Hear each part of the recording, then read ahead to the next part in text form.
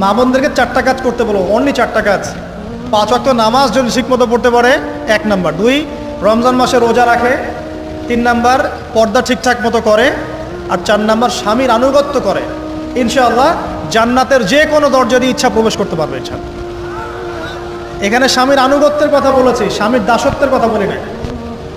আনুগত্য দাসত্ব এক জিনিস না। আনুগত্য মানে কি? আনুগত্য মানে আপনি স্বামীর যে কোনো ভালো কাজে আপনি তাকে সায় দিবেন, আনুগত্য।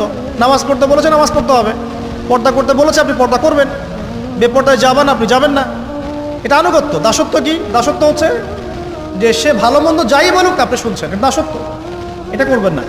মা বোনরা 4টা কাজ বাসায় গিয়ে আবার শুনিয়ে দিবেন। নবীজি বলেছেন 4টা কাজ কোনো মেয়ে করলে জান্নাতের যে কোনো দরজা দিয়ে ইচ্ছা প্রবেশ করতে পারবে। 1 নাম্বার 5 ওয়াক্ত সালাত, 2 নাম্বার রমজান মাসের সওম রোজা, 3 নাম্বার পর্দা ঠিকঠাক